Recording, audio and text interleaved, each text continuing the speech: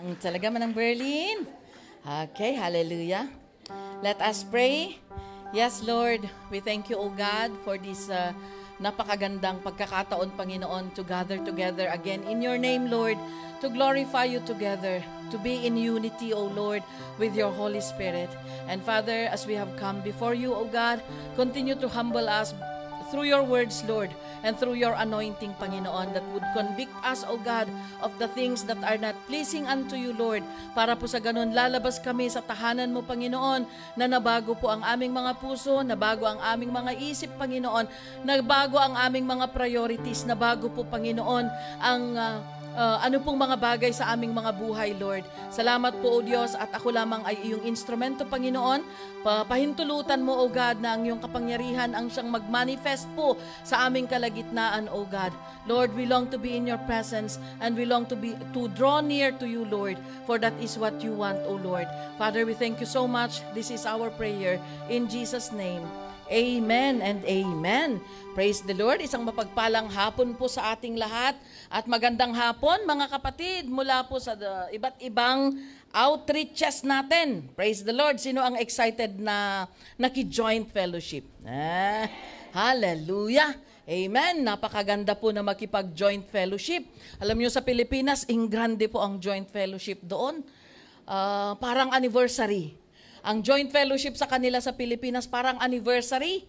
Talagang pinaghahanda ang maigi at talagang magarbo ang ginagawa nilang preparations. Amen? So we thank the Lord dahil sana dito din, mag-amen kung excited tayo na nakipag-joint fellowship. Amen! Di ba, it doesn't matter kung mamahal yung pamasahe mong pumunta dito o kaya mura. Di ba? Wala pong magtutotal para ma-enjoy natin yung presensya ng Panginoon. Amen! Hallelujah! So this afternoon, we are going to learn about our intimate relationship with God. How are we going to develop our intimate relationship with God? Kasi kailangan sa panahong ito, na lalong-lalo na at tayo po ay napapalibutan ng maraming problema, maraming disasters, maraming mga bagay na nangyayari na hindi na natin kayang intindihin. Amen? Sabay-sabay ang bagyo, sabay-sabay ang ulan, typhoon, meron pang volcano, meron pang lindol, o saan ka, all in all na lahat doon sa Pilipinas. Amen? But we praise the Lord because God is just teaching us. God is calling His people back to His arms. Amen? At ang isang pagtawag ng Panginoon, because we know that God speaks in many ways. One way or another, sabi ng salita ng Panginoon, maaring sindakin niya tayo at takutin niya tayo sa pamamagitan ng mga, panaginip. O kaya pwede rin naman sa ibang pamamaraan, maaring in the bed of pain, pwedeng sakit, pwedeng mangusap ang Panginoon sa sakit, pwede ring mangusap ang Panginoon through the circumstances that are happening around us. At ano ang purpose ng Panginoon? Bakit niya pinapahintulutan na tayo po ay dumaan sa mga ganitong mga bagay? It's because God wants us to draw nearer to the Lord. Amen? Sabi niya in James chapter 4 verse 8, ano ang sabi niya dito? Come close to God. Sabi niya sa mga tao, and that includes you and me.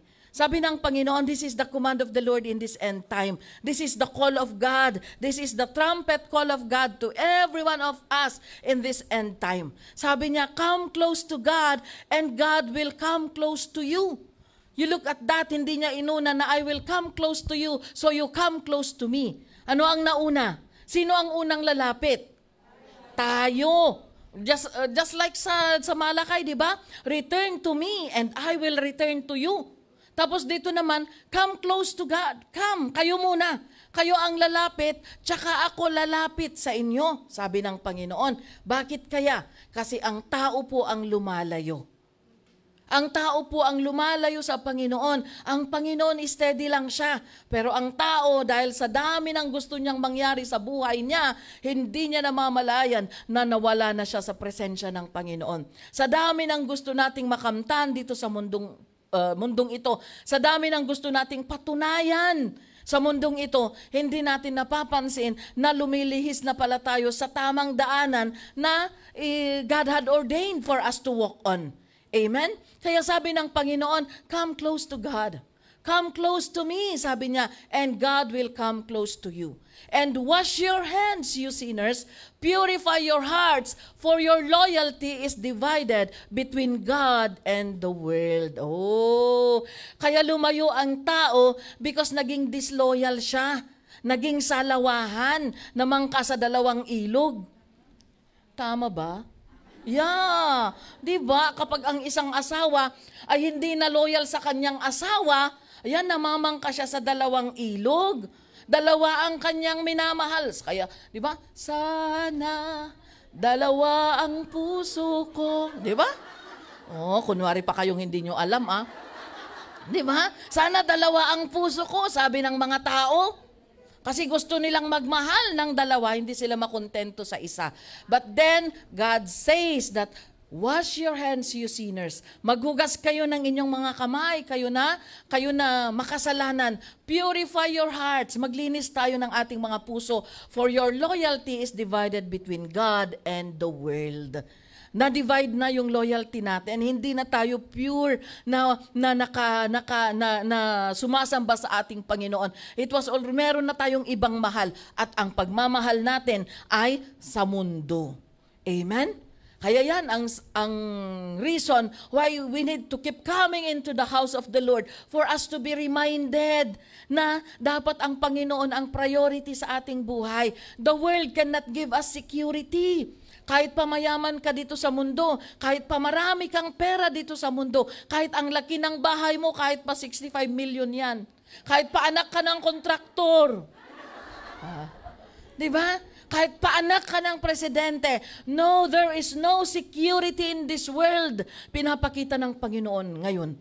Kung maging sensitive lang tayo sa ginagawa ni Lord, God is showing us that there's no security in this world. Kahit na mahal ang bahay mo, kahit na ang dami mong sasakyan, kahit na anak ka pa ng mga tanyag na mga tao, yan, binubuking na ng Panginoon ang lahat. God is in the business of cleaning up the Philippines for His glory. Do you know that there is a prophecy for the Philippines? A very good prophecy. Pero bago ipatungpal ni Apo Diyos, bago ipatupad ng ating Panginoon, lilinisan niya muna.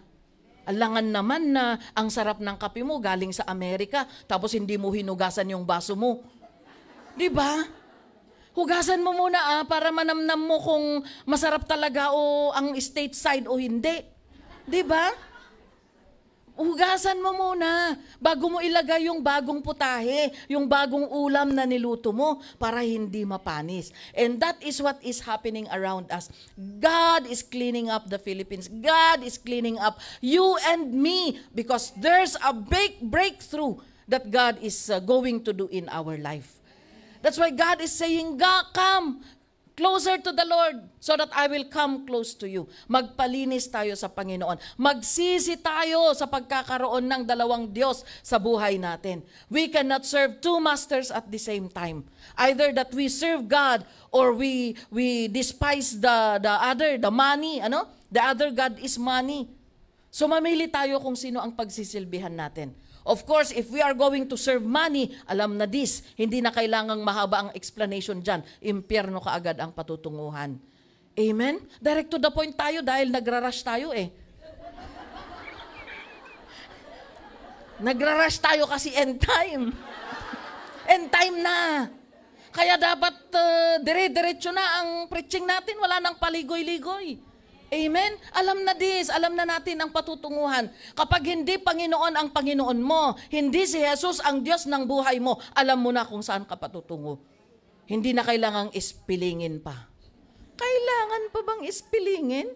Di ba yung radyo sa Pilipinas? Yeah? Hindi na natin kailangan i-elaborate. Amen? And ano ang sabi niya sa verse 9? Let there be tears for what you have done. Yan, magsisi kayo. Pagsisihan ninyo ang pagiging disloyal ninyo, sabi ng Panginoon. Pagsisihan natin yung pagiging salawahan natin spiritually. You know, there is such a word as spiritual adultery.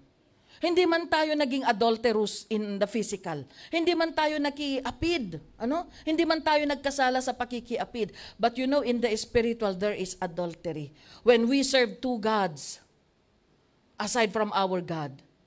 Kung marami tayong Diyos, Diyos mo na ang pera, Diyos mo pa ang lakay mo, ang asawa mo, Diyos mo pa ang pamilya mo, Diyos mo pa ang kayamanan mo. Ayan, we are committing spiritual adultery. Kaya sabi niya, pagsisihan ninyo, iyakan ninyo. When you are truly repenting, talagang may luha na lalabas sa ating mga mata. So sabi niya, magsisi kayo, let there be tears for what you have done. Let there be sorrow and deep grief. Malungkot sana kayo, makonsensya sana kayo. Sabi ng Panginoon, let there be sadness instead of laughter and gloom instead of joy. Maramdaman sana ninyo, maramdaman sana natin mga kapatid, yung ating mga nagawang kasalanan sa ating Panginoon. You know, that's why God allowed Hosea, the prophet Hosea, na makipag-asawa sa isang prostitute. God allowed him to marry a prostitute. The purpose of God is that for man to feel how God feels whenever they turn their backs in order to worship idols. Sabi ng Panginoon, kasi si Hosea, yan yung asawa ko, iba na naman ang kasama niya, iba na naman ang katulog niya. So, ikaw ba naman ang asawa? Natutuwa ka ba? Na iba-iba ang kasama ng asawa mo? Di ba magagalit ka? Di ba magseselos ka? Di ba magtatampo ka? And God allowed Hosea to go through that in order for Israel, the people of God, to feel how God feels every time na nagkakaroon sila ng idol sa kanilang buhay. Amen? So kung ano ang nararamdaman ng tao na ganun ang ginagawa ng asawa niya, ganun din ang nararamdaman ng Diyos kung meron din tayong mga Diyos-Diyosan sa ating mga puso at buhay na sinasamba. Amen? And ano ang sabi niya dito sa verse 10? Humble yourselves before the Lord and He will lift you up in honor. Praise God. God is giving us the chance. Kaya nga, ang first na mensahe, when I came to know the Lord, that was 1999 when I was 22 years old. Ang unang-unang message na napakinggan po sa church is, Jesus is coming soon. 49 na ako sa Wednesday. Hindi ngayon, let me enjoy until Wednesday. 49 na ako sa Wednesday. 22 ako nung narinig ko na Jesus is coming soon. 49 na ako, wala pa si Lord. Bakit ngay? Di ba? Abay ngay, nagbayag kamot Lord. Hindi pala natin alam, hinihintay niya ang mga mahal natin sa buhay. Alangan na ikaw lang ang lilipad. Diba? Alangan na tayo lang ang makakakilala sa Panginoon. God is gracious, God is good, and He is waiting for every member of our family to come to know the Lord. But then, wag nating i-take for granted yung privilege na yan, because anytime the Lord will be coming like a thief in the night. Hindi niya sasabihin kung kailan siya babalik. Kaya hindi natin pwedeng sabihin na, ay, ganun naman pala. O sige, maghintay po, mag-relax muna ako. Sige, gawin ko muna lahat ang mga makamundong gawain. Di bali? Naghihintay naman pala si Lord. Oh, hindi rin. Because God did not say when He will be coming back. But He gave us the sign. At nakikita na po natin yung sinyalis ngayon, sunod ang krimen. Sabi niya doon, because of the increase of wickedness. You see, hindi pwedeng dumaan ang araw na walang na-aksidente, walang nasagasaan, walang nagbarilan, walang nagpatayan, walang na-rape. Even children nowadays, nakaka-rape na sila.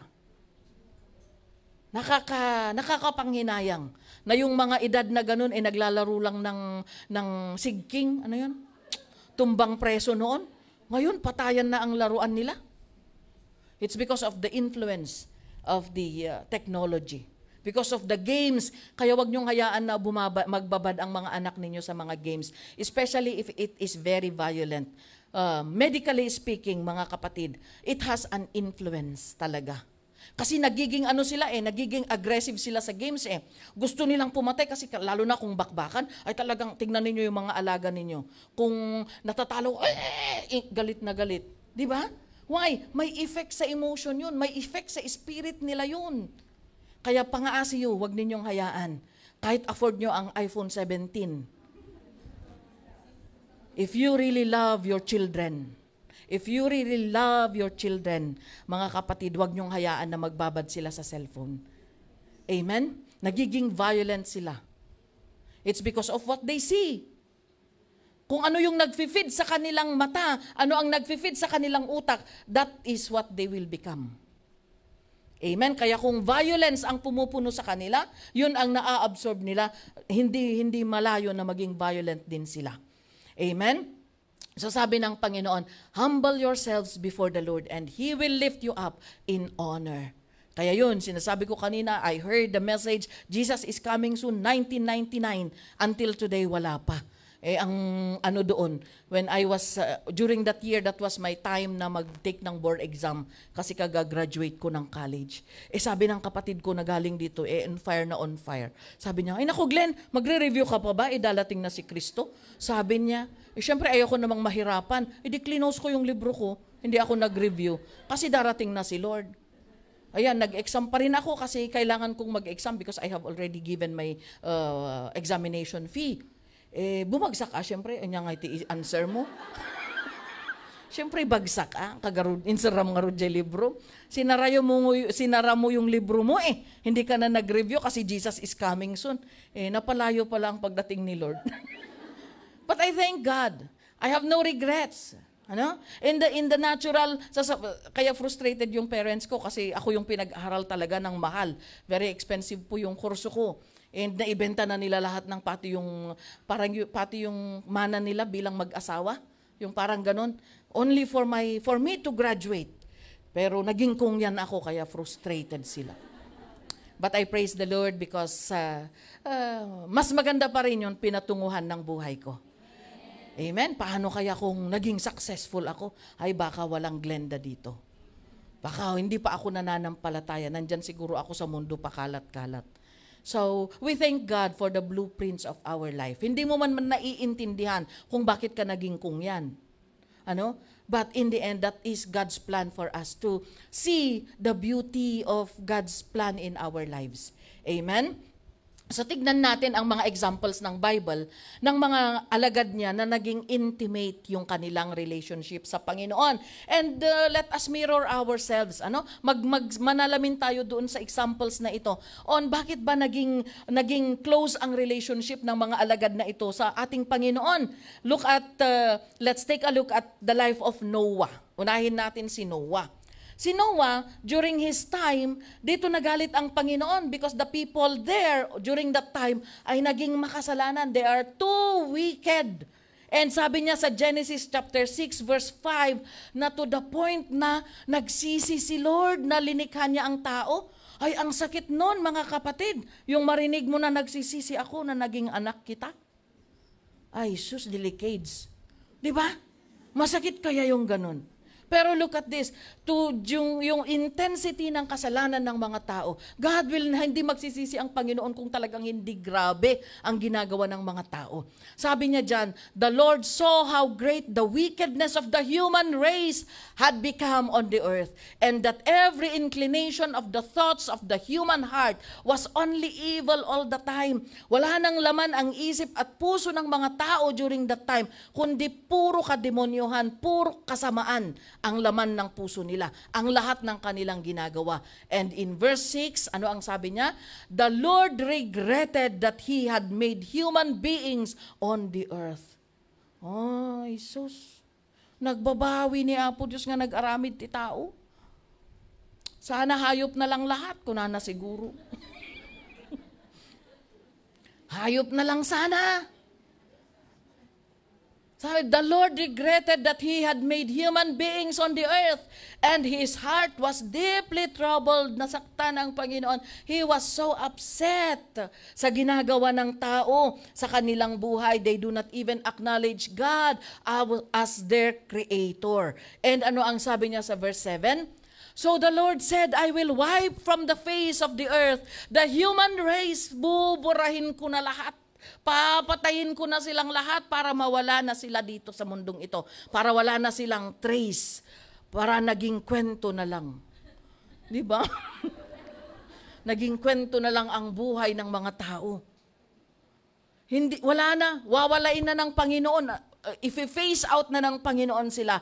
And with them, the animals, pati ang animals na damay, at mga ibon, at mga anything, creatures that move along the ground. Dahil sa kasalanan ng tao, kasamaan ng tao, ayan, nadamay pati ang mga animals na walang kamuwang-kamunga-munga. Kamuwang-muwang. Ayan, pati sila tuloy, mabubura na din at magiging kwento na din. For I regret that I have made them. So can you feel the frustration of the Lord? Nararamdaman nyo ba yung frustration ng Panginoon? Na we can feel the frustration of God. God is a perfect God. God is good. God is loving. And yet umabot siya sa sukdulan na sinabi niya, buburahin ko na ang mga ito dahil sa kanilang kasalanan. So talagang na-reach ng tao yung sukdulan talaga na level ng galit ng ating Panginoon. But in verse 8, what can we see? But Noah found favor in the eyes of the Lord. Among all the people na pinapagalitan ng Panginoon na hindi kinalulugdan ng Diyos, nakakita ang Panginoon, nakita niya si Noah. Noah found favor in the eyes of the Lord. And for the sake of Noah, binigyan ng Panginoon ng chance ang mga tao na mailigtas. Amen? Di ba sabi niya kay Noah, Noah, gumawa ka ng malaking bangka at tawagin mo sila para maligtas sila dahil I will send rain that will fill out all the spaces of the earth at malulunod lahat. Pero ano ang ginawa ng mga tao? Talagang sukdulan ang kanilang kasalanan. They did not listen to the warning of the Lord. They did not listen to the warning of Noah. Pinagtawanan nila si Noah until the flood came and they were all washed away. Only Noah and his family and the chosen animals were saved. Amen? Kaya ano ang makikita natin dito? If we are righteous before God, if we are faithful kahit gaano pa kagalit ang Panginoon, hindi Kanya isasama. Hindi kagaya ng tao minsan, nung naggalit ka na sa isa, kasama pati yung 10. Masuspindi kayo amin. Isa lang ang pinagalitan, nasuspindi lahat. Ano? Pero ang Panginoon, God looks at the righteousness of a man. Kahit mag-isa mo pa, God will spare you. Amen? At ano ba ang nakita ng Panginoon kay Noah? Bakit nakakuha ng favor si Noah? Bakit na-spare si Noah sa anger ng ating Panginoon? In verse 9, makikita natin dito. This is the key for us to be closer to God. Let's be like Noah. Alam niyo, ang Bible, nandito din ang kasagutan.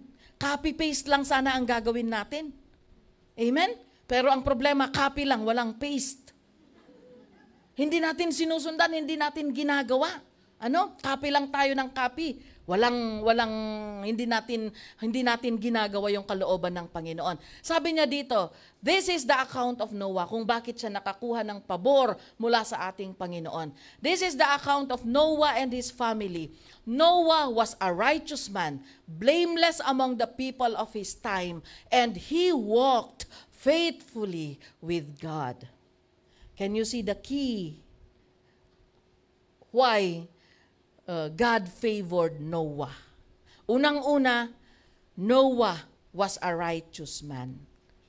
Our righteousness, as always defined by our Bishop Tatang, our righteousness is our obedience to the command of God.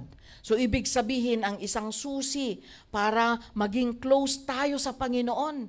You know, when you are close to God, of course, you will be favored. Kaya nga meron silang sinasabi na, nakakuha ka ng favor kasi malapit ka sa dalikan. Malapit ka sa kalan. Di ba merong parang idiom ba? Nakakakuha ka ng pabor kasi malapit ka sa kalan. Close ka o kaya sip-sip ka kasi, mga ganun ba na sinasabi nila. And you know, when you are close to someone in authority, matatakot yung kaaway mo. Kaya tignan ninyo, nung bata tayo, di ba? Kung maldita ka nung bata ka, makikipag-away ka, sasabunutan mo yung kapitbahay mo, tsaka katatakbo sa tabi ng tatay mo. Di ba hindi makaganti yung kapitbahay? Kasi nasa tabi ka ng tatay mo, ang laki ng braso ng tatay mo. Tapos, sasabunutan mo siya, tapos gumaganon ka pa. Tapos nakatabi ka sa tatay mo, ay talagang hindi makakalaban yung hindi makakalapit yung kalaban. 'Di ba? Kasi you know the power, yung authority. Alam mong ipagtatanggol ka kasi close ka. Amen? Ganon din ang formula sa spiritual. If you want your enemy not to touch you, if you want the devil not to lay a finger on you, be close to God. Lumapit ka sa Panginoon. Kahit paikot-ikot yung demonyo, nagtatiming siya. Pero habang nakalapit ka kay Lord, hindi ka niya pwedeng galawin. Why? God is with you. God is there. Amen? So ganyan, that's why we need to be close to God. And one thing that will make us closer to the Lord is for us to be obedient to God. Amen? Kagaya ni Noah. He was blameless. Blameless means hindi yung pagiging perfect na talagang hindi nagkakasala. Because meron tayong pagkakamali. Pero ang maganda dito, laging nagpapakumbaba. Laging nagsisisi at laging laging tumatawag, submitted. Laging nakasubmit yung buhay niya. One more thing na makikita natin dito, why Noah is close to the Lord and bakit siya pinaburan ng ating Panginoon. Why God spared him from the disaster that he had brought to the world, to the earth, is because he walked with God faithfully. Amen? Walking with God faithfully is obeying His commands. Amen? Hindi lang yung lalakad ka, stroll ka lang ng stroll, o kaya lakad ka ng lakad, praise the Lord sa daanan. Hindi po ganun ang walking with God. Walking with God faithfully is faithfully obeying the commands of the Lord. Nagpapatuloy po tayong naglilingkod, nagpapatuloy tayo na sumusunod sa mga kalooban ng ating Panginoon. Amen? Yan po ang isang susi, mga susi na ating nakita from this verse. Another thing that Noah did, kung bakit siya close sa ating Panginoon, is that in Genesis chapter 8 verse 20. Makikita natin dito, Genesis 8:20, then Noah, after na lumabas sila sa bangka, after their deliverance, lumabas sila sa bangka because God had protected them from the flood dahil pumasok sila doon sa malaking bangka, the Ark of Noah. And after na lumabas sila, Noah built an altar to the Lord, and there he sacrificed as burnt offerings the animals and birds that had been approved for that purpose.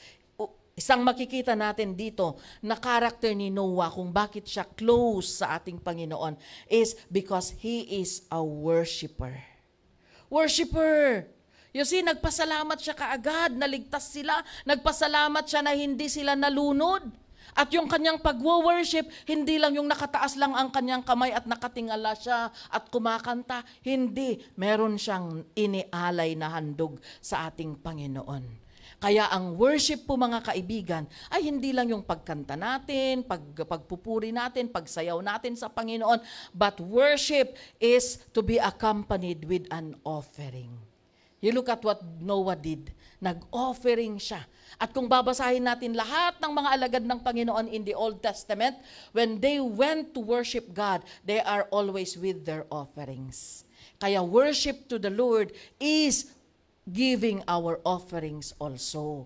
Amen? Hindi lang yung pag-awit natin or pagsayaw natin. It should be coupled also with our gifts, with our sacrifices. Amen? Lalong-lalo na yung mga bilin ng Panginoon na kailangan nating ihandog. Kagaya ng ikapo, mga pledges natin.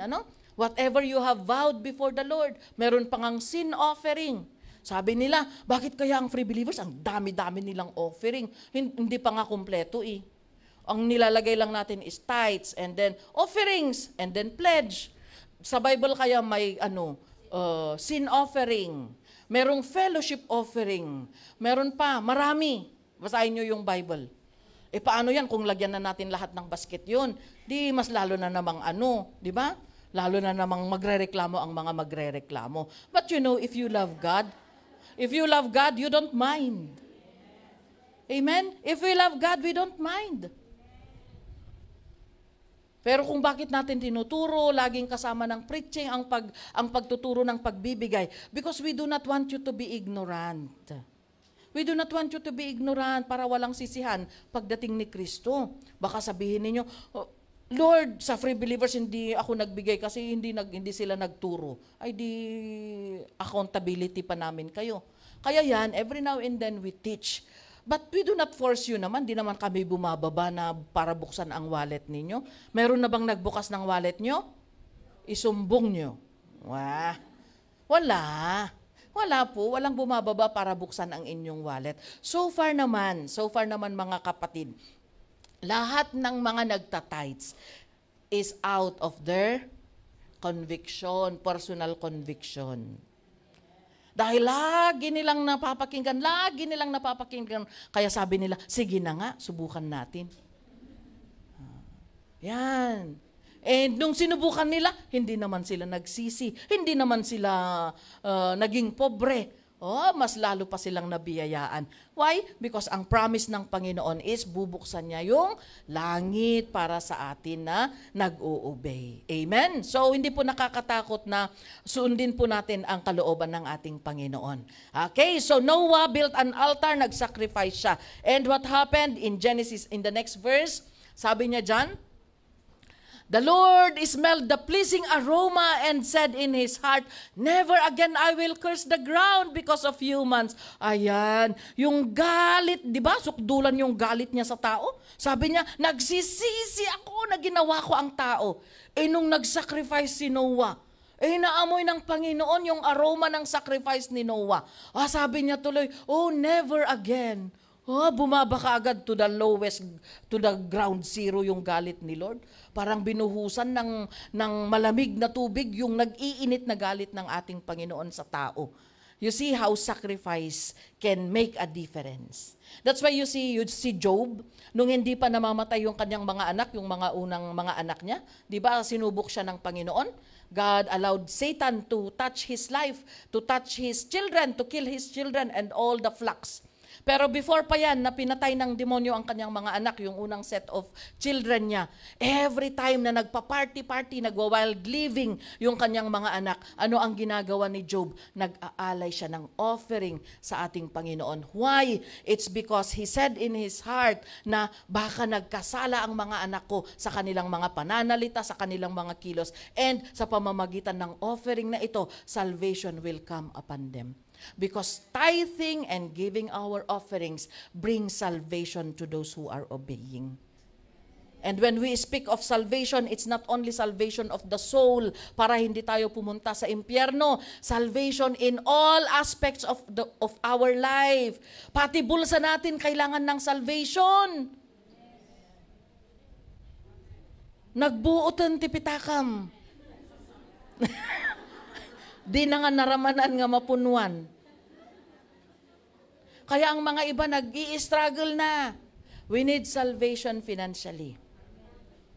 And you know, many people tried the Lord. They tried to solve their financial problems in their own way. Nag-utang sila, lalo silang nabaon sa utang. Ano pa ang ginawa nila? They tried everything, mag-business para makabayad. Wala pa rin. But when they tried tithing, ay unti-unting na-settle ang mga problema nila financially. If you have tried all solutions that you know, try God. He is faithful to His words. Amen? Kaya yan po. Okay, another thing. Another example. Si Abraham. Yes. Si Noah. Yan, nakita natin, nakalugod-lugod si Noah. Noah is close to God because of his faithfulness, his righteousness, his obedience, him being a worshiper. Ano? And then, he walked faithfully with God. And si Abraham naman, ano naman ang makikita natin kay Abraham? Alam natin na si Abraham is the father of faith.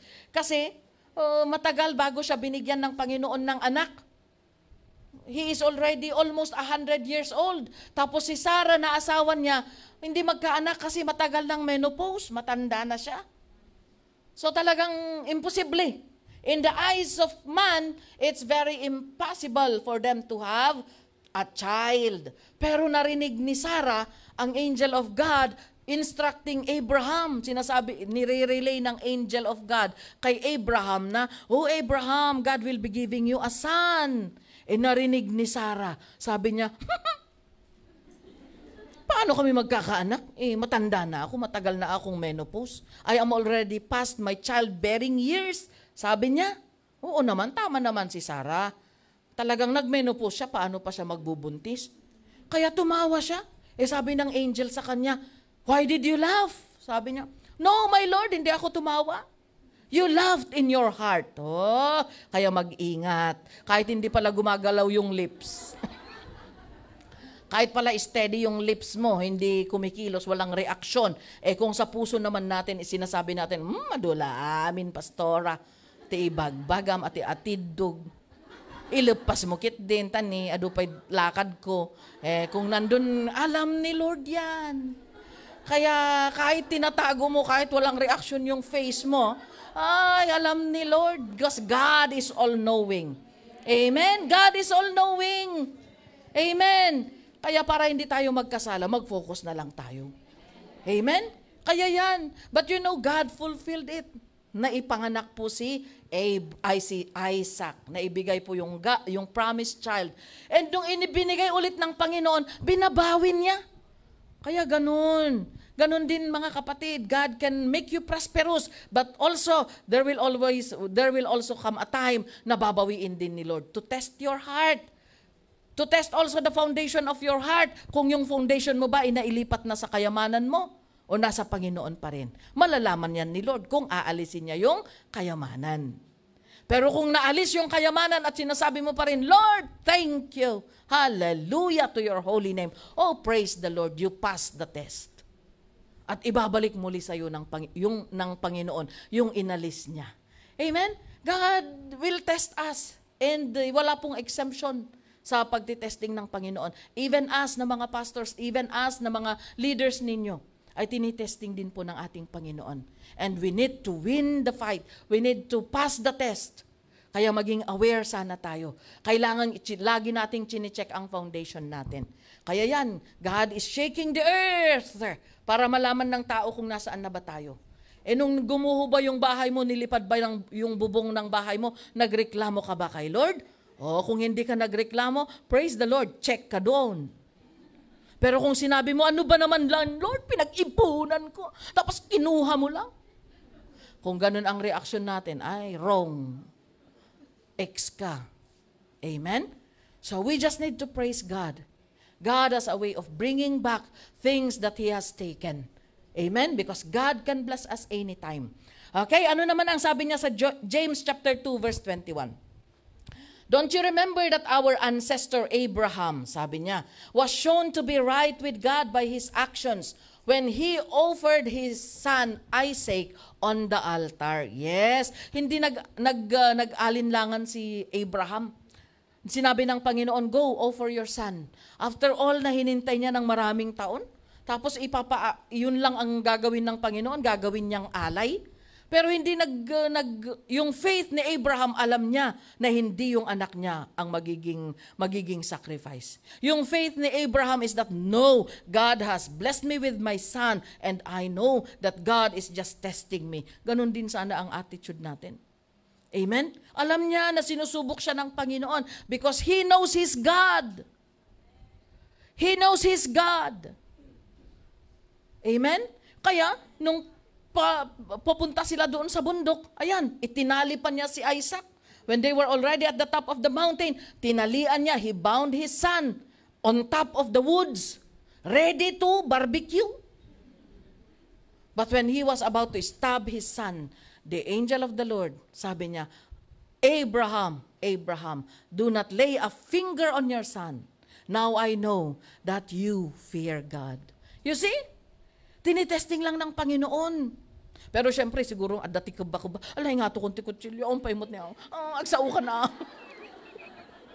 Nakadaan na, slow motion. Lord, magsalita ka na, magsalita ka na. Pero alam ni Abraham ang pinaglilingkuran niya. That's why he is called to be the father of faith.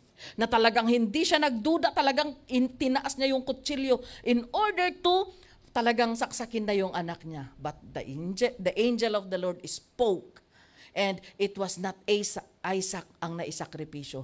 There is a ram na naiano doon sa may punong kahoy, and yun ang nagawang sakripisyo.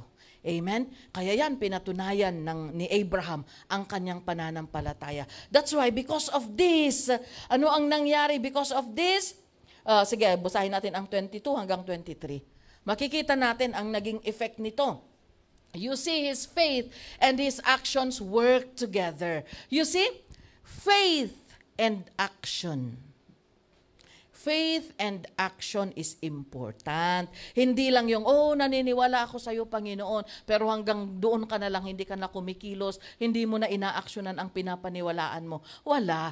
Faith without action is dead. Pero ang faith ni Abraham, pinagsama niya ang faith at action together.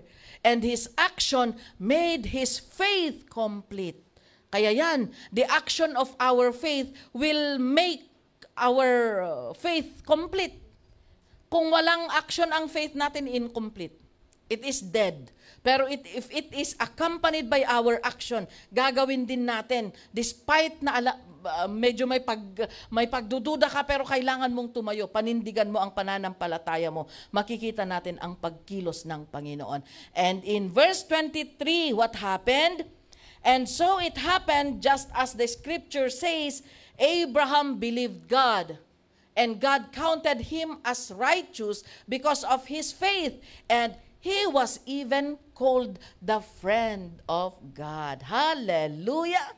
So ano ang makikita natin dito na trait or characteristic ni Abraham kung bakit siya naging kaibigan ni Lord? Imagine that friend ka ni Lord. Ikaw na di wow. Ikaw na ang friend ni Lord. Kaya yung nagtatanong, sino ang best friend mo doon? May sagot na tayo, si Lord. Ikaw na ang friend ni Lord. When you become a friend of God, you can tell God anything. Amen? You can tell God anything kung ikaw ay kaibigan ng Panginoon. Pero paano naging kaibigan ng Panginoon si Abraham? Unang-una, obedience. Faith niya. His faith na talagang pinakuyugan na pinakuyugan. Sige, Tagalog. Parang alanganin ako sa tinuturo ng mga ito. Pinasamahan. Sinamahan. Sige na. Faith accompanied with action na lang. English na lang tayo, English. Faith accompanied with action. Yun ang isang trait ni Abraham. Yeah. Okay. Sige na. Period. Okay. So, sinamahan ng pananampalataya. Sinamahan ng aksyon yung kanyang pananampalataya. At yun, obedience. That is the trait of Abraham kung bakit siya naging kaibigan ng Panginoon. One more thing, self-denial. Imagine, hinintay niya ng matagal si Isaac, but he denied it. Ang isip niya is, it is God who gave, so it will be God who will take. Hindi ko pag-aari si Isaac. Amen? Kaya, self-denial na. Dininay na niya, hindi na niya ipinaglaban pa. Pero alam niyo, magaling ang ating Panginoon. Amen? Self-denial. And Abraham showed that God is his priority. Hindi niya ipinagkait yung kanyang anak. Yun lang ang anak niya, tapos hihingin pa ng Panginoon. Di ba? Pero talagang hindi niya inako yung anak niya bilang sa kanya, kundi he is willing to sacrifice it for the Lord. So makikita natin dito that ang Panginoon talaga ang namumuno sa buhay niya. He is willing to let go. He is willing to deny everything for the sake of his service and faith in the Lord Jesus Christ. Amen. Ano pa? Ang pangatlo na example. Malapit na tayong matapos. Pangatlo na example is si David. Okay? David, paano naman ano naman ang estado ni David before the eyes of God? David asked ito yung panahon, di ba? si Saul, he failed. He was disqualified. Siya yung unang hari ng Israel. Saul was the first king of Israel, but then he failed the test. Dahil ang sabi ng Panginoon sa kanya, patayin mo lahat ng mga Amalekites and not even animals. Wala kang i-spare, lahat, bata, matanda, lahat na, pati pinuno nila patayin mo, pati mga hayop at mga alaga nilang mga hayop patayin mo. Pero ano ang ginawa ni Saul? Ay, dahil sa takot niya sa mga tao, he spared the king, King Agag. Hindi niya pinatay si King Agag. Ang linaw ng bilin ng Panginoon, kill all. Pero he spared King Agag and he spared yung mga matatabang mga hayop, yung mga malulusog. May nag-amen talaga. Yung mga malulusog na mga hayop ang pinag-uusapan, wag nyo kaming tignan. Hayop, yung mga hayop na malulusog, iniwan ni Saul, hindi niya pinatay. Ano? Kasi sabi niyang ganyan, nung sinita siya ni Samuel, sabi niyang ganyan, ginawa mo ba yung pinag-uutos ng Panginoon? Oo, ginawa ko. Proud na proud pa si Saul na nagre-report. Oo, ginawa ko. Sabi ni Samuel, ay ano yung napapakinggan ko na na maisasalang na sa apoy. Sabi, kasi in-spare ko, hindi ko pinatay ang mga hayop na ito para maging alay, para maging offering. Hindi nalugod ang ating Panginoon. You know, God's command is absolute. Kapag sinabi niya na all. Kapag sinabi niya na white, hindi ka magdadala ng gray, o kaya hindi ka magdadala ng blue. One time, sabi ni Bishop sa amin, nung nasa Pilipinas pa ako, sabi niya, can you give me a yellow pad paper? Sabi niya. Yung yellow pad doon pa sa likod. Katabi ko lang ang coupon band. Tapos, ang bilis ko. Siyempre, pasikat ka minsan. Yan, pag abot kong ganyan ng coupon band, sabi niya, is this a yellow pad? No, Bishop, coupon band. Punak, yellow pad. Ay, okay po, Bishop, inakagala. Absolute. Kung ano ang hinihingi, yun ang ibigay. Amen? Kung ang sinasabi ng Panginoon is all, then all. Kung sinabing 10% ang tithes, 10%, wag tayong mag 9%, wag tayong mag 8%. Amen? Kung sinabi ng Panginoon na maglingkod, maki-fellowship. Kapag sinabi ng Panginoon at sinasabi niya talaga, wag kumain ng dugo, wag kumain ng dugo. Wag mong sabihin na, di balita, dilpat lang mat. Tapos i-question and answer yo pa lang. Bishop, nobody nilpatam tib. Nagkakasala ka ba kung ano ba ang dilpat? Yung ginanon mo lang. Hindi mo kinain na ganon. Yung ginanon mo lang ba? Tikim lang. Tapos i-Q&A pa. Bishop, kung tinikman mo lang ba, dinilpatam ba, dinardaraan kat basul? Kung dinilpatam, you are desiring. And every desire na alam mo na ang dinidesire mo is not pleasing to the Lord, that is committing sin also, that is yielding to temptation. Amen? Kahit dilpat lang, tinikman mo pa rin, you have that desire na kumain. Bakit mo pa didilpatan? Di pa? Talagang gusto mo ding kumain. You have this in your heart. You are planning. Kaya kasalanan pa din yun kahit na hindi buong-buo na dinuguan ang kinain mo. Amen? Kaya kung ano ang ipinagbabawal ng ating Panginoon, yun po wag po nating gagawin. Amen? Ano naman on the account of David? And David, dahil nagkasala si Saul, God rejected him as king. Kaya ito din ang isang bagay na makikita natin. Our leadership, our position is only borrowed. Anytime God can take us, God can take it away from us. Hindi ka permanente dyan. Kaya pag-ingatan mo, when you are entrusted with position, when you are entrusted to be in leadership, do your best.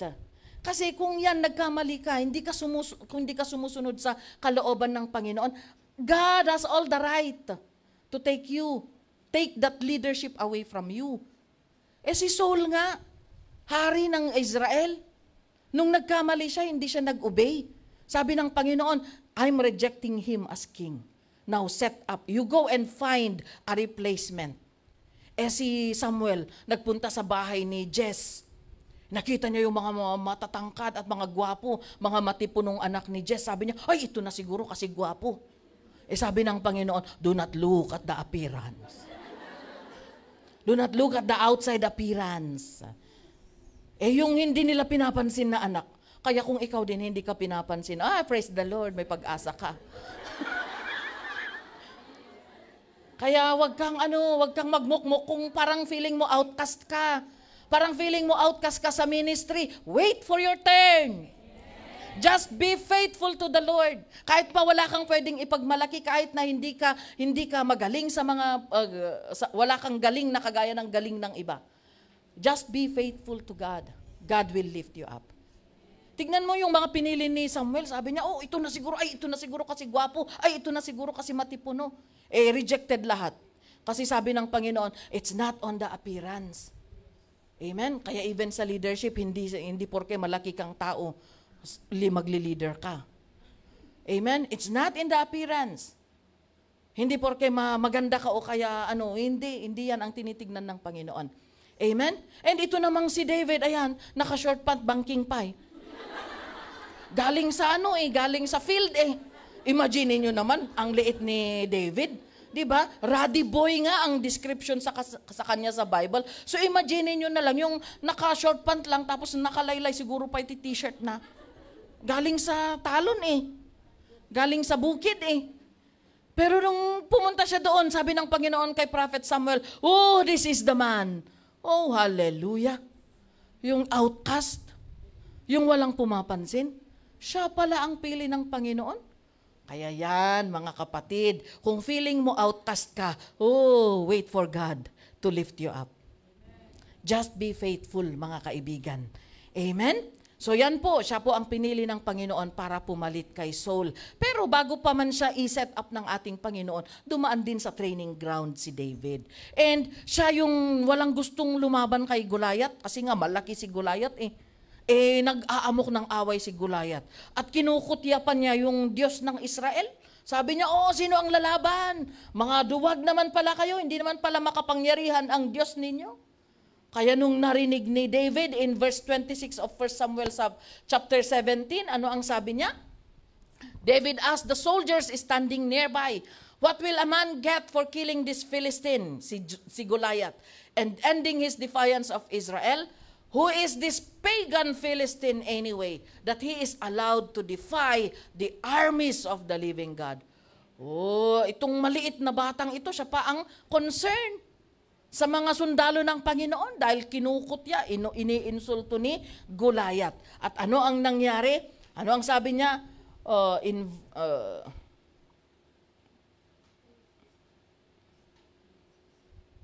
How foolish, yan. Yeah. So, yan, nakipag-away si David kay Goliath. And to cut the story short, nanalo po si David. Amen? Ang armas ni Goliath ay malalaking armas, pero ang armas lang ni David is bato. Anong tawag nito? Tirador. Tirador lang ang armas niya.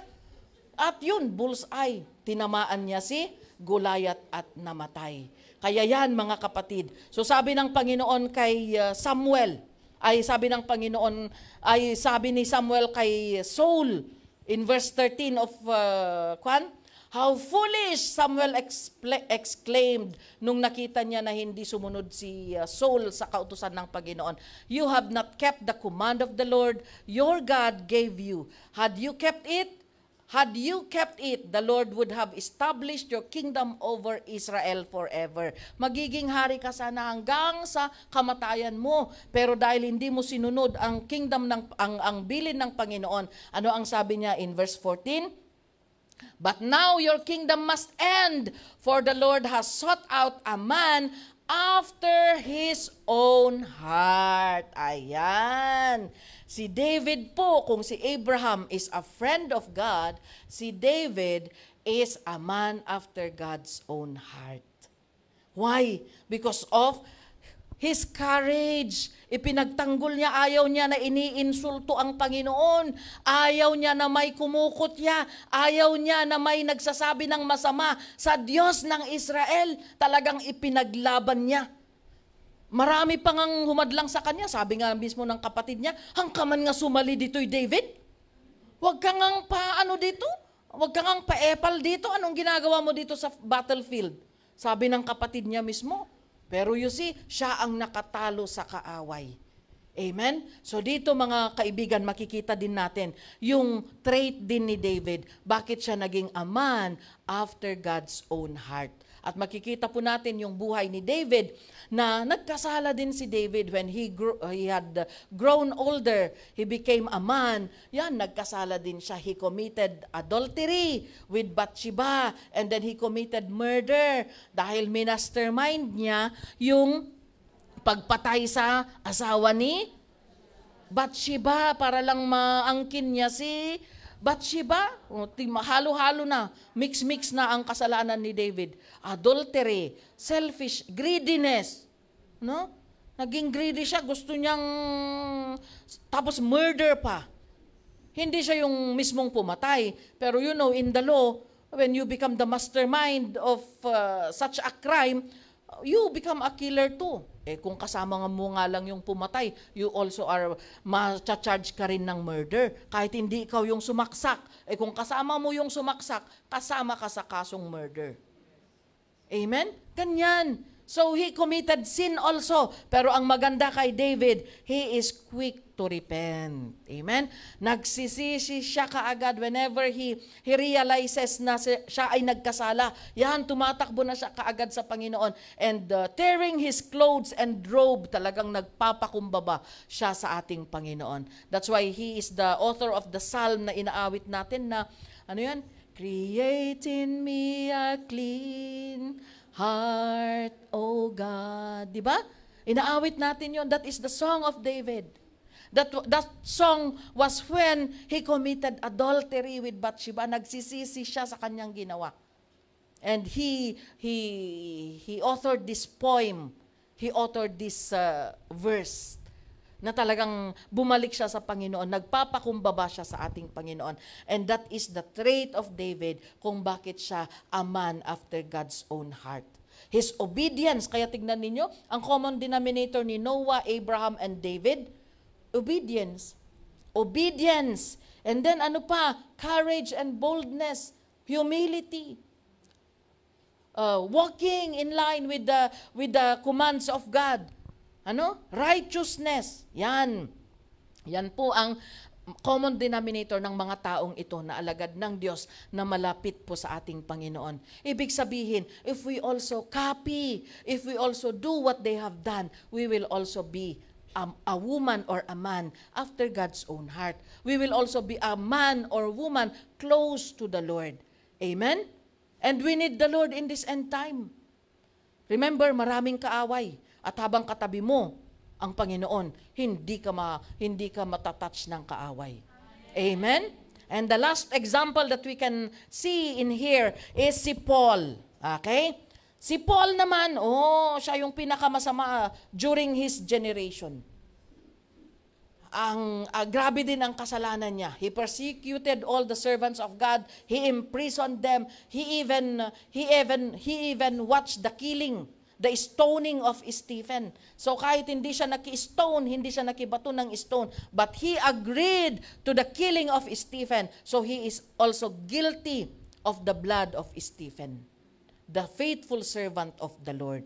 So yan, pero nung nanampalataya siya sa Panginoon, ay grabe naman dahil sa grabe din ang dealing ng Panginoon sa kanya, grabe din ang effectivity ng bunga ng kanyang ministry. Kaya sabi niya, he has reached a level wherein he doesn't care anymore about his life. Kasi sabi niya in Philippians chapter 1 verse 21, For to me, living means living for Christ, and dying is even better. For me to live is Christ, and to die is gain. Nandun na siya. Wala na akong pakialam sa buhay kong ito. Ang importante, nagsisilbi ako sa Panginoon. At kung ikamamatay ko pa ang pagsisilbi, that will be better. Yan na ang kanyang kaisipan. Amen? And ano ang sabi niya sa verse 31 of 1 Corinthians 1? Therefore, 1 Corinthians 1:31. Therefore, as the scripture says, if you want to boast, boast only about the Lord. Yes. Ang isang bagay ngayon na hinihiling at gusto ng Panginoon na gawin ng bawat isa is we boast about the work of the Lord in our life. To boast that we know God. Amen? Even if wala tayong mga kayamanan dito sa mundo, yet we are rich because we have the owner of everything. Silver and gold is from the Lord. And if nasa iyo ang Panginoon, ay arig namat lang para na rin nasa iyo ang ginto at lahat ng kayamanan ng mundong ito. But of course, the Lord doesn't want to spoil us with the things of the world. He wants us to enjoy that heavenly blessing that is coming from His throne of grace.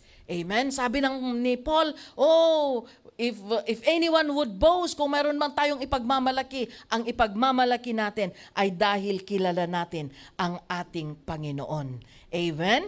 And last verse, 2 Corinthians 10:18.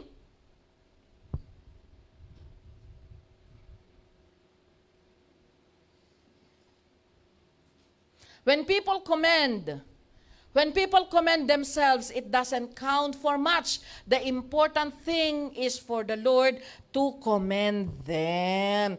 Oh, marami tayong ginagawang ministry. We do not need to be applauded. Amen? Hindi na natin kailangang maisulat pa yung mga pangalan natin in the Hall of Fame. Ano? Ang ganda-ganda ng ministry ni ganito. Kailangan laging pinapalakpakan, kailangan laging ina-acknowledge. We need to die to that para hindi ka mag-struggle. Kasi kung ini-expect mo tapos hindi nangyari, ayan, uuwi ka na nag-i-struggle. Kaya i-expect mo na you are not important. Na you are just doing, we are just serving. Mapansin tayo o hindi, no problem. Walang problema. Ma-acknowledge tayo o hindi, no problem. We need to die to that. Why? Kasi yan ang isang downfall ng mga Kristiyano. Kahit pa matagal na nananampalataya, ingganat at taukusan da. Nuhaan da nga mapansin kung hindi sila napapansin. Hindi na-acknowledge. Hindi napapalakpakan. Or hindi na pagkukwentuhan ang ginawa nila. Ay, parang hindi kompleto, parang hindi service sa kanila yon. But we need to learn how to die to that. Whether people will see or not, as long as you did everything for the Lord, then let God be God. Ang Panginoon din ang maggagawa para ikaw ay ma-acknowledge. Magugulat ka na lang. Mas masarap kaya yung hindi mo alam. Amen? Mas masarap kaya yung surprise na akala mo hindi ka nila pinapansin pero may magsasabi sa'yo na, Sister, thank you yung ginawa mo kanina. Thank you kasi napalakas ang aking kalooban. Ano? Mas maganda na yung ganun.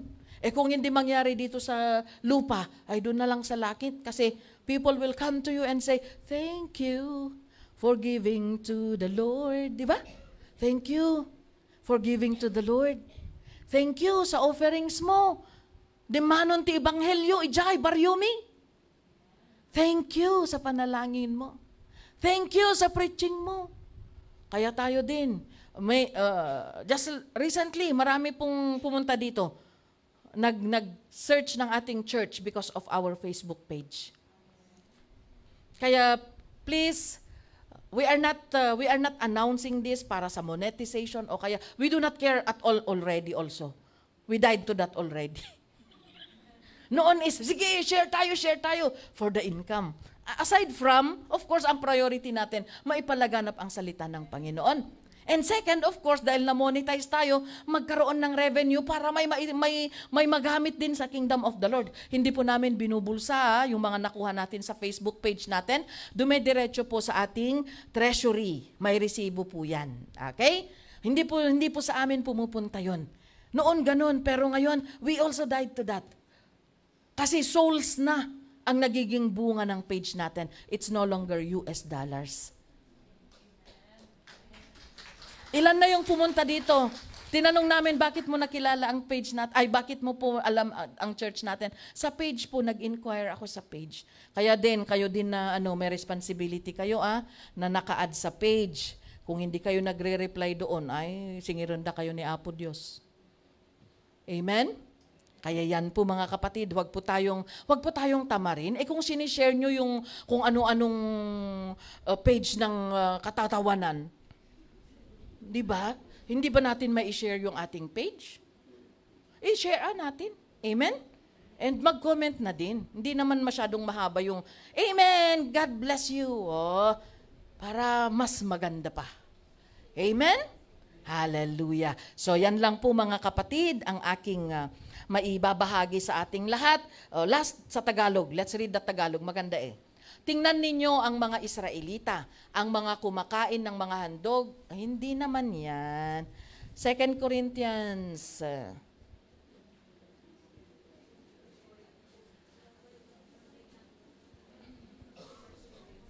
10:18, sapagkat hindi ang taong pumupuri sa kanyang sarili ang katanggap-tanggap, sapagkat nalulugod ang Panginoon sa taong kanyang pinupuri at hindi sa taong pumupuri sa sarili. Yan.